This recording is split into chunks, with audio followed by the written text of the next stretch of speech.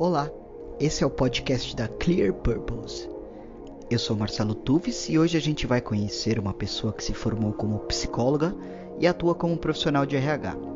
E ela descobriu que o trabalho com as pessoas atinge lugares que são muito mais profundos do que a gente normalmente pensa. Hoje a gente vai ouvir um pouquinho da história da Gabi Correia. Né, Gabi? Oi? Olá! Que gostoso! Sim, um prazer estar aqui. Estou muito feliz com essa conversa. Obrigada. Legal.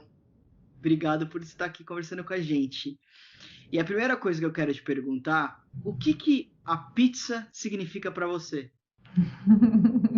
Olha, a pizza tinha um significado só de encontro, de junção, né? Assim, de pessoas, de reunir pessoas. E depois ela passou por um significado muito de ser o trabalho de uma pessoa querida. Uhum. E mais recente, o significado da pizza mudou como um todo, que é o que a gente entrega por meio da pizza. E é nesse lugar que estamos hoje. Que legal. Quem que fazia essa pizza para você? Conta um pouquinho dessa pessoa. Bom, a pizzaria, ela é do meu pai, faz Aham. mais de 22 anos que ele tá à frente desse negócio. Tem uma pessoa do time dele que tá em torno de uns 15 anos com ele, mais ou menos, que é o Miro. O Miro, poxa, acho que me viu crescer, porque eu tenho 30, então mais de 20 anos com o Miro próximo. A minha relação com ele era muito só de comer pizza mesmo, né? Era só aquela criança, aquela adolescente que ia no trabalho do pai, e ou Uhum. jantava com o pai, ou jantava com a família, e o Miro fazia pizza. Com o desenrolar de toda essa história, com essa vontade de olhar para as pessoas nos seus locais de trabalho e, a partir disso, fazer isso na pizzaria, o Miro se tornou a peça-chave do nosso produto, né? Da nossa entrega. É ele que já fazia as pizzas e é ele que continua fazendo as pizzas hoje. Que legal. Agora, só para dar um contexto, né? O seu pai tem a pizzaria em Santo André, né? Há 20 Isso, anos. isso. Fala, qual que é o nome da pizzaria? Pode falar o nome da pizzaria. Sporcaccioni. Sporcaccioni. Sporcaccioni Pizzaria. É. E no final do ano você foi trabalhar com eles porque você viu alguma coisa, né? E queria que você contasse um pouquinho sobre o que você viu que te motivou a entrar nesse trabalho conjunto com a pizzaria do seu pai. Acho que nesse trabalho com pessoas, né, no trabalho de RH, eu já olhava muito quanto o pequeno negócio precisava de ajuda para se profissionalizar. Mas, enfim, dentro da dinâmica de outros projetos, isso sempre ficou meio que em stand-by. E no final do ano passado, início desse ano, eu comecei a ajudar meu pai na pizzaria porque ele estava com falta de gente. Uhum. Trocou gente, precisava de ajuda com relação a atendimento e tal. E aí eu comecei a ajudar um pouco ele com isso. Só que conforme eu comecei a ficar mais perto, né, esse olhar de como ajudar, né, o pequeno negócio a se profissionalizar e ser mais gostoso, né, ter menos aquela pressão de tem que dar certo, né, ser aquela coisa com sustento e de ser alguma entrega para o mundo, para as pessoas. Conforme eu comecei a ir lá com mais frequência, praticamente todos os dias, fui vendo coisas, né? Fui entendendo o que acontecia naquele espaço, fui entendendo como é que era a dinâmica das pessoas entre elas e entre elas e o trabalho, o que o trabalho em si era na vida delas. Putz, eu fiquei de cara com o que aquelas pessoas sentiam, o quanto o trabalho ele vinha de um lugar que não era gostoso, que era muito, muito maçante estar ali, porque é um trabalho que é durante a noite, que é de final de semana, então tinha um peso muito grande estar ali. E a hora que eu olhei para isso, eu falei, eita, não dá para ser Uhum. assim, né?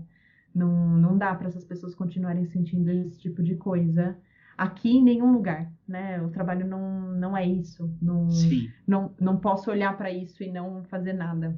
Apesar de o mundo sempre ter achado que é isso, né? Sim. Sim, embora o mundo achar, embora talvez a gente até aprender, né, Aham. que esse é o caminho e que essa é a única forma. As minhas experiências anteriores já me mostravam que não era, né? As minhas experiências anteriores já me mostravam que tinha uma outra forma, que era bem diferente da que eu comecei a ver ali. E foi daí que algo de fato tocou meu coração e falou: eita, o que tem Aham. que acontecer aqui? E deu para ver que isso aconteceu no momento que você viu as pessoas interagirem entre si, né? Então, tinha ali um trabalho de cuidar das pessoas, né? Sim. E aí tem uma história muito curiosa sua quando você era adolescente, que fala sobre cuidado de pessoas. Você viu uma briga entre uma mãe e uma filha? É isso, né? Sim, é E você isso fala assim, mesmo. não, isso não pode acontecer, eu vou interferir. Quando você tinha o quê? Quantos anos você tinha nessa história? Conta pra gente. Puxa, eu devia ter uns 13 anos, 12, 13 anos, assim. 13 Bom, anos. essa faixa de idade. Ah, mas é que eu gostava das pessoas. Eu não sabia dessa forma, eu não tinha essa clareza, mas eu gostava das pessoas. E sempre que eu via alguma situação onde as pessoas estavam em sofrimento, era como se eu não podia só assistir aquilo. E essa história ela foi bem pertinente, porque ela foi bem marcante. Porque eu estava com a minha família no carro, indo para casa, nem lembro o percurso mais, mas estávamos no carro, aqui em Santo André mesmo. Passamos por uma praça e eu vi uma mãe brigando com a filhinha, que devia ter, sei lá, uns 3, 4 anos, era uma criança pequena, assim. Mas ela estava muito brava, muito brava, muito brava. E eu não sei Gritando. o que aconteceu, mas ela gritava e ela puxava a criancinha pelo braço e aquilo me deu uma inquietude. Eu falei, pelo amor de Deus, assim, o que vai acontecer com essa mãe, com essa criança? E meu pai parou o carro no farol e eu saí correndo. E ele logo foi atrás, né? Minha mãe foi atrás. E eu olhava para aquela moça e eu falava, mas o que está acontecendo? O que está acontecendo? Por que você está nervosa desse jeito? E ela trazia que a criança tinha aprontado, tinha respondido e que ela não podia responder daquele jeito. E eu só falava para ela, calma, calma, não precisa ser assim. Eu já estava com a criança no colo, a criança já tinha parado de chorar, já tinha um furdunço acontecido.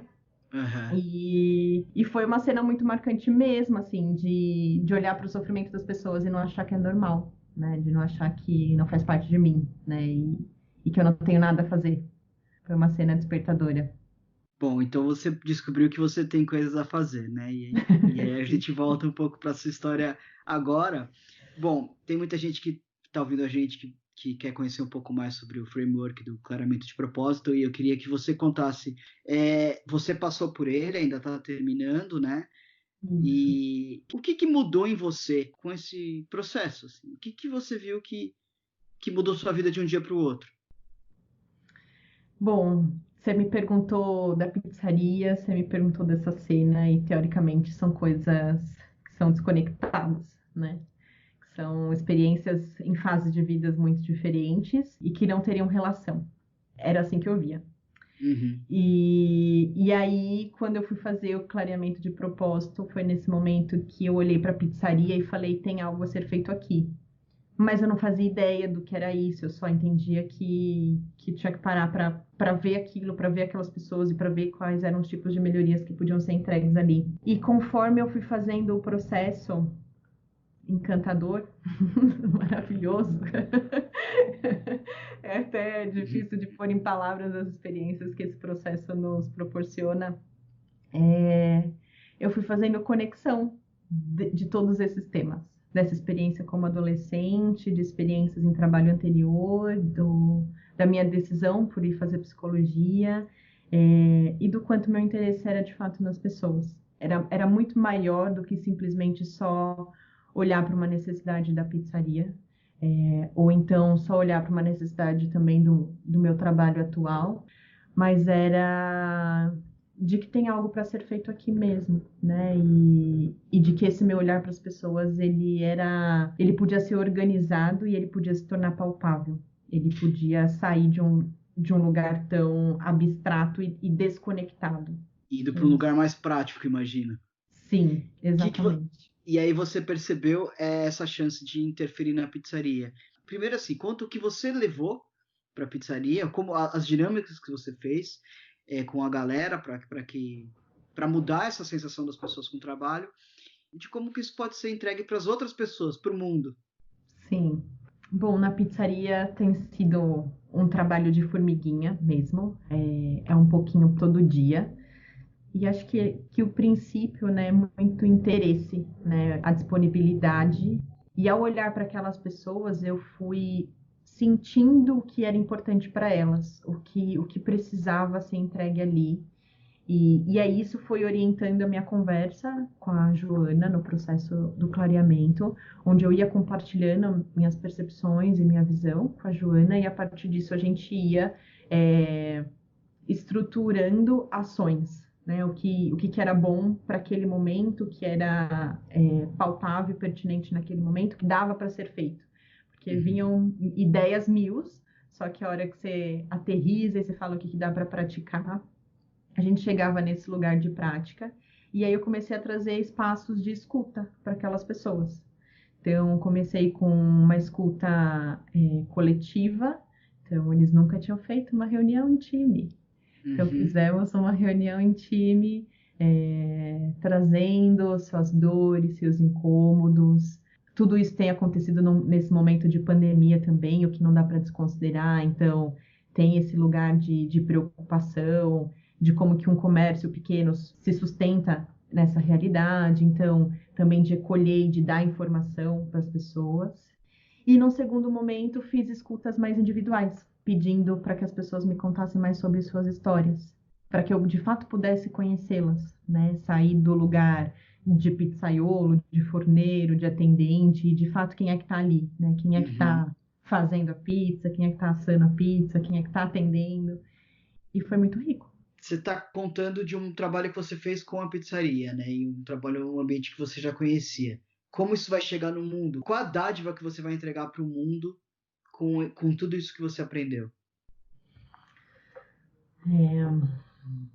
É muito legal essa pergunta, Tuvis, porque eu trabalho num lugar organizacional e venho de uma carreira totalmente empresa dentro de organização. E aí parece que as coisas dentro da organização acontecem de um jeito.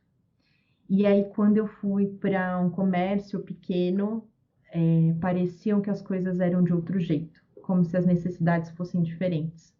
Só que aí, a hora que você para olhar seriamente, as coisas não são tão diferentes assim, porque as pessoas sentem as mesmas coisas. Em contextos diferentes, né? Em cenários diferentes, mas... Essa mesma apreensão, essa mesma, enfim, esse mesmo medo. A mesma relação com o trabalho, né? Esse lugar de obrigatoriedade e de insatisfação, né? Então, olhar para a pizzaria me permitiu ter essa compreensão de não distinção dessa emoção, dessa sensação com relação ao trabalho. Me mostrou que é algo que pode ser entregue para qualquer pessoa, qualquer espaço, qualquer tipo de empresa, porque é como as relações com o trabalho vêm acontecendo. Então, quando eu olho para o futuro, né, assim, quando eu olho para o que o clareamento me ajudou a perceber, me ensinou até aqui, é muito essa ampliação de visão mesmo e de posicionamento. Então, cada espaço tem sua peculiaridade e cada espaço exige que você olhe para ele para entregar efetivamente o que ele precisa, mas a necessidade de olhar para as pessoas e de cuidar dela, ela é intrínseca a qualquer ação, né? Qualquer empresa, qualquer local. Então, quando eu olho para o futuro, tá deixando isso mais próximo às pessoas, tá cuidando dessas relações com o trabalho, a gente começar a falar sobre isso, a gente deixar de tratar o trabalho simplesmente como minha fonte de renda e como algo que eu sou obrigado para, peraí, o que eu tenho que fazer aqui, né? Qual que é o meu papel aqui e o que eu aprendo com isso? E o seu papel, no caso, seria deixar isso claro para as pessoas. O seu papel diretamente é levar isso para as pessoas, né? Que é o que você fez lá. Sim, você pontuando desse jeito me traz, né, o quanto é um fato que as pessoas aprendem, por exemplo, por demonstração. E então não adianta vir com mais uma teoria, né, com mais uma forma de processo. Mais uma metodologia, né? Mais uma metodologia. O mundo está cheio de metodologias. É muito abundante o número de recursos que a gente já tem no mundo hoje. E é muito legal poder contar com eles, mas eles não são efetivos se a gente não olha de fato para o contexto que a gente está e o que é necessário nele, considerando as pessoas. E a partir disso, a gente se torna um exemplo da mudança que a gente quer ser. se não continua distante, se não continua teórico.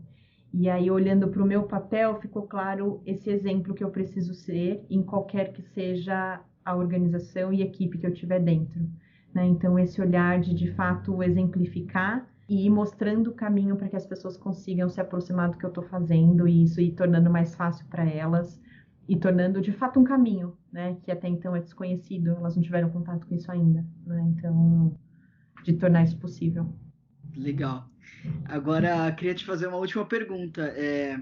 Você falou um pouquinho do Miro, né? Sim. O que que você descobriu sobre ele? Quem é essa pessoa agora para você? Nossa, o Miro é um cara incrível, né? O Miro é um cara que, sei lá, ele teve situações na vida dele que seriam muito difíceis. Ele deixou a família muito cedo, ele viajou, ele morava em Brasília, veio para São Paulo, muito jovem, se casou muito cedo, a esposa tinha já 4 filhos, ele cuidou desses filhos como se fosse dele, passou por diversas áreas do comércio, até de fato se fixar na pizza, entender que isso era o que ele fazia de melhor.